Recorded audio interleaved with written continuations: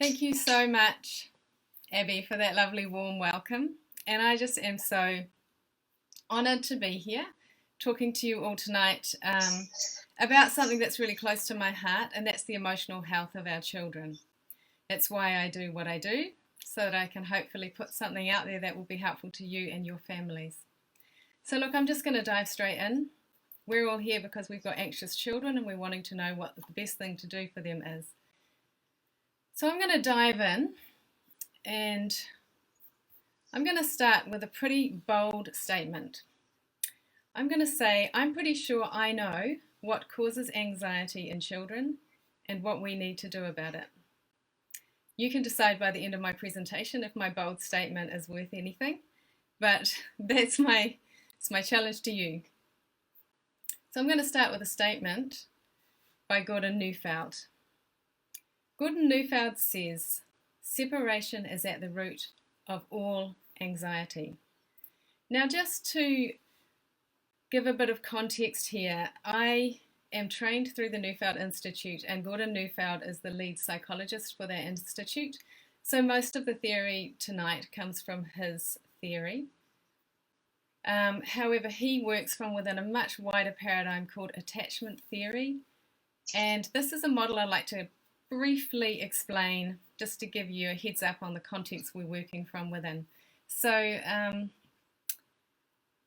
behavioural theory comes from learning theory, and it's the kind of approach that probably most experts would use nowadays. And it says something's wrong with this child's behaviour. So how can we modify that behaviour using consequences and rewards to get the kind of behaviour we want to see? Attachment theory is more like saying something is going wrong for this child, and we can see that by their behaviour. Something must be wrong with the relationship they have with their key caregivers. Let's look at that relationship more closely. So that's the context I'm working from within attachment theory. Back to the statement, separation is at the root of all anxiety. Separation from the ones we love, separation from the things we love. We might ask the question, what is our primary human need? Is it our physical needs, such as food, water, and warmth? Is it our safety needs for security and shelter? Or is it our need for a sense of belonging and love? Attachment theory supports the idea that feeling connected to the people we love is our primary human need. I'm going to give you an example. I had a friend who was involved in the Christchurch earthquake. At the time the big earthquake hit, he was outside of the city in his four-wheel drive ute, and the ground was shaking and the road was splitting in two and everything. The world went crazy in that moment. At that time, did he go, oh, I need food, water, and warmth? No. Did he say, oh, I need to find security, and do I need to find shelter? No. He said, where is my wife? Where is my children? Where is my family? And he actually turned his vehicle back towards Christchurch, and he drove over those torn up, broken down roads, through potholes and over the most enormous terrain in terrifying circumstances till he got to his children's school. He got them in his car, he got to his wife, and then they all shot out of town, and that's when they looked for food and water and warmth and security and shelter. What I'd like to propose to you tonight is what matters most to a child. I would say it's not food and warmth. It's not shelter and physical safety. These things are very important. But I believe what matters first and foremost to a child is feeling that they're loved, that they belong with you, that they feel safe with you. So, I'm going to start with a bit of a working definition of anxiety. And I'm going to start by saying there's a difference between anxiety and alarm. So Gordon Neufeld makes this distinction, and I think it's worth just considering. So what is alarm? Alarm is a response to a physiological response to danger. I'm just going to make that slide a lot larger for you. It involves the sympathetic nervous system, the arousal and attention systems, the immune and endocrine systems, and special neurotransmitters. Alarm is meant to be a short-term response to a dangerous situation, and it drives us to a sense of caution. So, for example, if I'm walking along and I hear a lion roar, I'm going to go into a state of alarm. And you might say, oh, that's such a cliche example, but actually I live really near Western Springs and there are lions that roar, and you can actually see them. You look through the fence and like, whoa, there's a massive lion and it's roaring.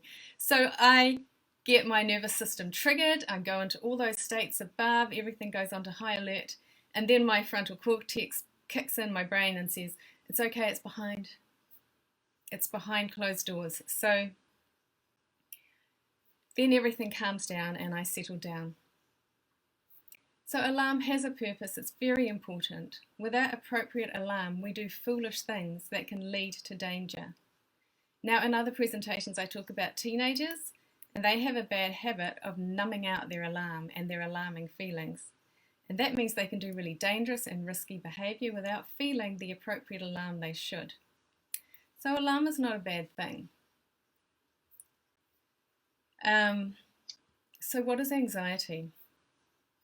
Anxiety is when we have a perpetual state of alarm without a clear cause for it. So Gordon Neufeld calls that a vague sense of unsafety and unease characterized by apprehension and restlessness. And it's one's subjective, so our own experience of an activated alarm system. I'm just going to mention briefly, I got a notification from the computer saying my internet's a bit unstable. So if I drop out, I'm going to flick over to you, Abby. See what happens. Anyway, if separation is at the root of all anxiety, and separation from the ones we love is the root of anxiety, then I'm going to propose something else, that connection is the cure. So that's pretty much my whole presentation tonight. We can go home now. But I'll carry on. Because if it's that simple, separation is the problem and connection is the cure, why are we so anxious now? When we've just had 8 weeks of lockdown with our children and our families, and we've never been closer than ever before. Well, I'd like to give a little bit of time in this presentation to looking at the context, the COVID context that we're in now. So, for some anxious children, lockdown was enough. There's a lot of children out there that struggle with school, that struggle with the separation of being away from their most safe people, their caregivers, and it's really confusing and overwhelming, the environment out there. So being home has brought a lot of people's children into the sense of rest and safety, and they're feeling really happy, and the parents are like, well, the anxiety's disappeared now. And absolutely, it has, because you've created a context. It hasn't worked for all families, and it only works if the parent is able to hold back and hold on to all of their own anxiety first, so that the child has a sense of rest and safety. But I'd like to say, how can we hold on to all of our own anxiety in a time like this? If you can do it, you're doing well. Anxiety is a really big emotion to process, and this is a really difficult time to be a parent of an anxious child. So as adults, what sort of separations are we facing? Well, we're actually facing multiple losses and separations at present. We're facing them on a national and an international scale like we've never seen before in our lifetime. The last time this kind of social upheaval happened was World War II. We're facing alarming news daily, if not hourly, as it comes in from around the world. And it creates, if it's in our system all day long, this alarm, it creates a generalized anxiety response in our body and in our system. Heightened perpetual alarm. Now, alongside that, we've lost our communities, which is where we normally go to try and ease that sense of alarm. We've lost our wider support network, our wider extended family, our churches, our friendship networks. We've also lost healthy outlets for processing the emotion. Loss of playful outlets such as theatre, cooking classes, movies. Physical outlets to get our emotion out, such as gyms or going hunting or going tramping. A lot of these things have been shut down. Fortunately, we've been able to run and bike and walk, and that is a really good outlet to get some of that energy out of us. For many of us, we're also experiencing economic loss, loss of our work context, or worse still, loss of our work altogether. And this creates personal losses, such as the loss of our professional identity. If I'm not a teacher, if I'm not whatever it is you do, a journalist, who am I? There's also a loss of our personal identity because it's really stressful. We're operating in not our usual context. So for example, I like to think of myself. I see myself and know myself as a very calm person.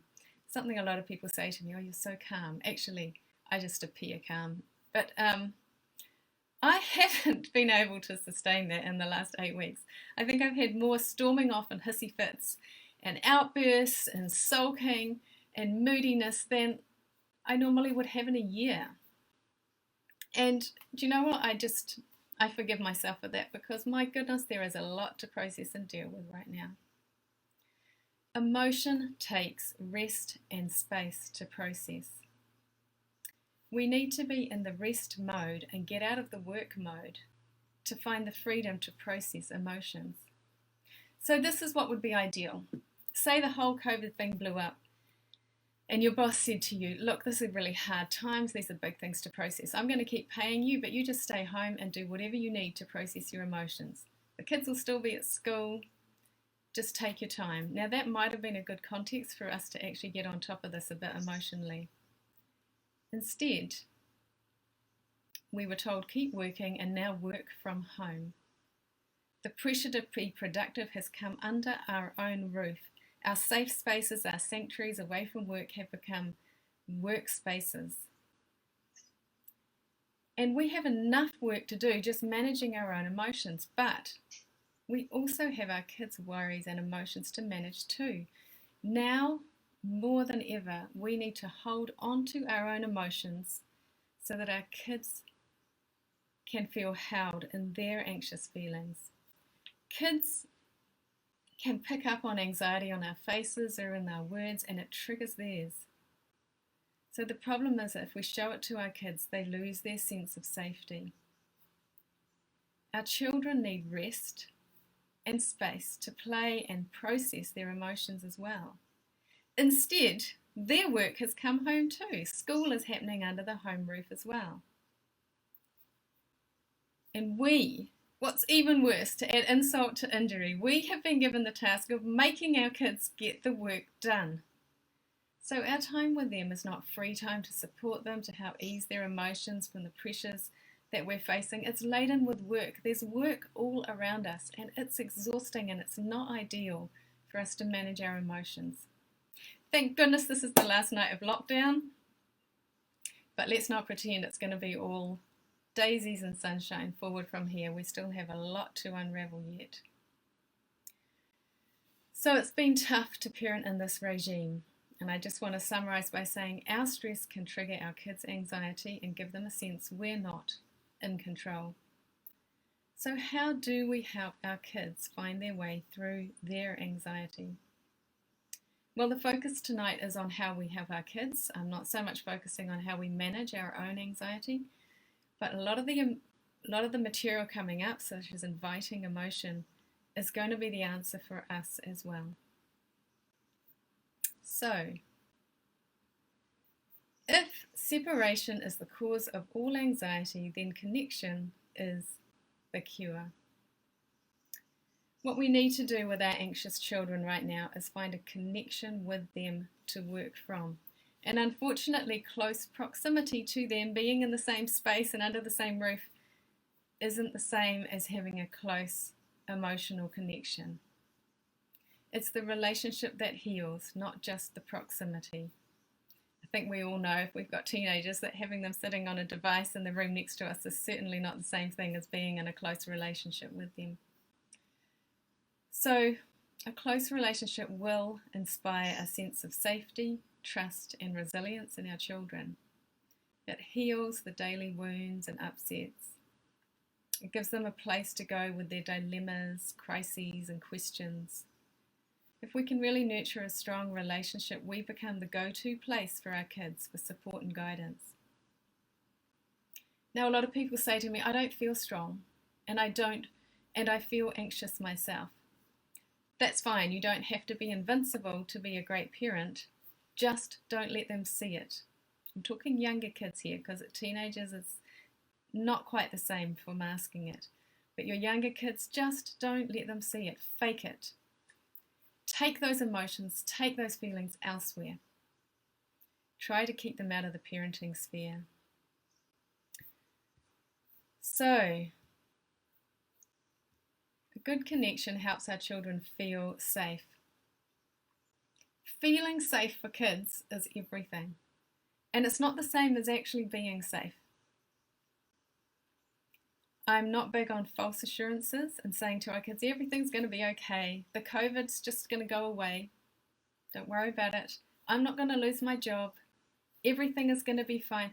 We don't have to give our kids false assurances. We just need to give them a sense that no matter what happens, you're going to be there. Mummy's going to be there. Mummy's going to be right beside you. You're not on your own. This needs a really strong relationship to work. And I can assure you that kids can be held in a sense of safety even when they're not. In war zones and in crazy and awful traumatic situations all over the world, kids can feel safe if they feel like their parents have got this sorted. There's a film, I don't know if some of you have seen, called Life is Beautiful. It's an amazing story set in Nazi Germany. And spoiler alert, stop listening now if you want to watch it, but the dad brings his son into a concentration camp, smuggles him in, and keeps him hidden there for an extended length of time. And the way that he helps his son cope is by telling him it's one grand, giant game of hide and seek. He keeps the pretenses up, he keeps the silliness up throughout. It's the relationship that shields the son. The son is not wounded. He's not emotionally wounded in this context. He feels safe because his father seems fine to him. So, a close relationship helps us feel safe, but connection takes time.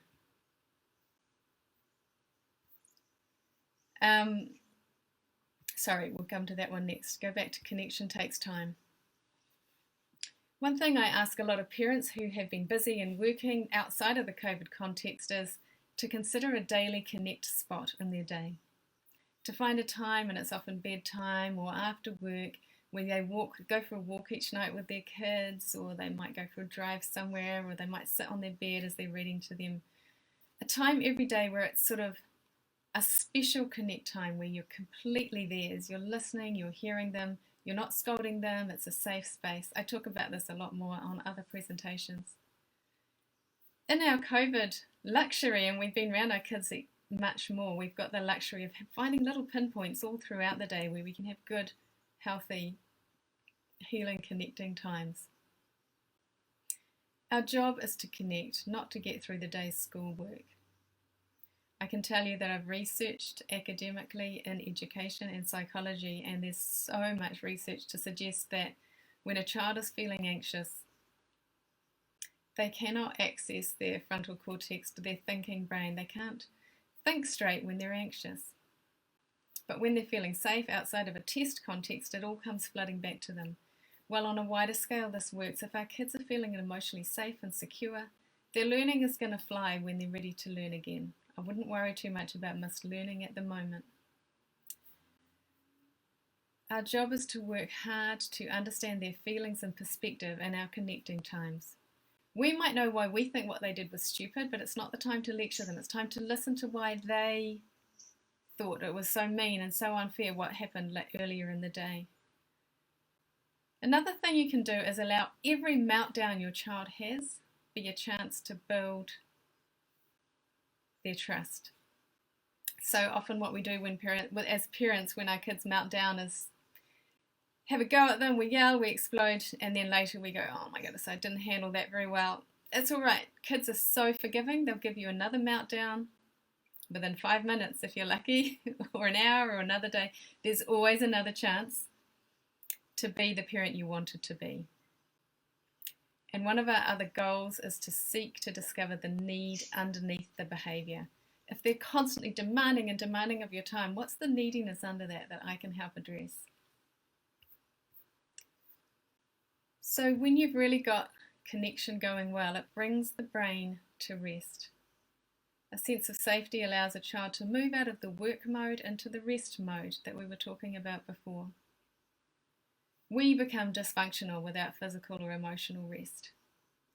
Kids who are restlessness is a sign of a child not getting true rest, true psychological rest. It's not just about getting enough sleep. All true growth emanates from a place of rest, physically as well as mentally and emotionally. And you might notice that some of your best ideas happen first thing in the morning or even in the middle of the night when you've had a good sleep. That's when the whole body and limbic system goes into regeneration mode. Rest, says Gordon Neufeld, is nature's cocoon for deep transformation. But one thing you might not know is that play is activated rest. Your brain goes into the same state when you're in free play with no outcome attached to it, creative, free play in the same state as when you're asleep. Play gives children the rest they need from the work of holding in their emotions, their big emotions. And also kids spend a lot of energy pursuing contact and closeness with us. Mum, look at this. Dad, do this with me. Come on, come on. That kind of needy, pulley energy. We want to give them a rest from chasing us and just enclose them in our attention and our love so that they can rest. It's our job to take on the work of releasing them from all of that pursuit energy is what we call it. So, separation is at the root of all anxiety and connection is the cure. If it's not quite as simple as it sounds, don't worry. In part 2, we're going to get onto some troubleshooting, why it's not quite as simple as it sounds. But Abby, I'm going to bring you back up now and see if there are any questions have come up.